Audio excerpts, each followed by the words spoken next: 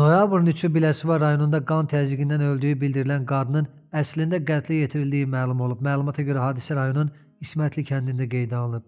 Belə ki, ilkin informasiyaya görə həmin gün kənd sakini 1953-cü il təvəllüdlü Almaz Cəfərovanın beyin daxili təzyiqdən öldüyü bildirilərək dəfn olunub. Lakin polis əməkdaşları tərəfindən keçirilən tədbirlərlə Almaz Cəfərovanın boğularaq öldürüldüyü müəyyən edilib.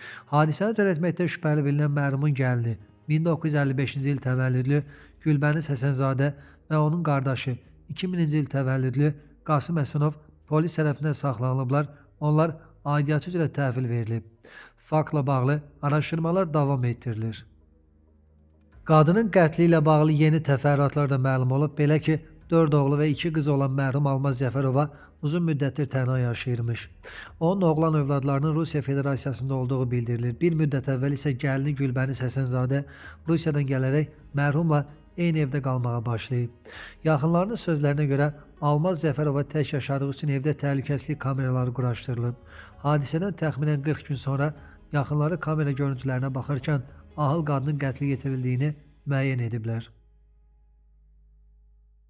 Bugün Prezident İlham Əliyevin imzaladığı müvafiq sərəncama görə Fövqəladə Hallar Nazirliyinin 4 əməkdaşına ali hərbi və ali xüsusi rütbələr verilib.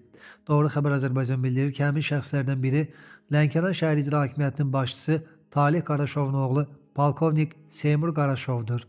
Ona general-mayor ali hərbi rütbəsi verilib. Qeyd edək ki, Seymur Qaraşov Fövqəladə Hallar Nazirliyinin Daxili Təhlükəsizlik Baş İdarəsinin rəisidir. Ağdam rayonunda velosipeddən yıxılan 9 yaşlı uşaq ölüb. Doğru Xəbər Azərbaycan bildirir ki, hadisə rayonun Alıbəyli kəndində qeydə alınıb. Belə ki, 2016-cı il təvəllüdlü Hüseyn Rüfətoğlu Baxşəliyev velosipedlə hərəkətdə olarkən idarəetməni itirib və yıxılıb. Nəticədə Hüseynin başı daşa dəyib və o hadisə yerində həyatını itirib. Faktla bağlı araşdırma tədbirlərinə başlanılıb.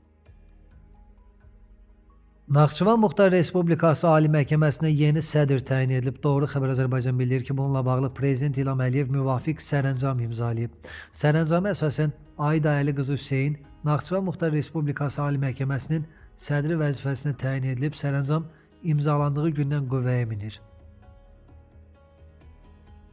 Müdafiə Nazirliyi məlumat yayıb. Məlumatda deyilir, 15-19 dekabr tarixlərində Pirəkəşkil qəsəbəsi yaxınlığındakı poligonda, eləcə də Ağdərə rayon ərazisindəki təlim mərkəzində istismar müddəti başa çatmış və istifadəyə yararsız olan döyüş sursatlarının təhlükəsizlik qaydalarına riayət olunmaqla məhv edilməsi prosesi həyata keçiriləcək.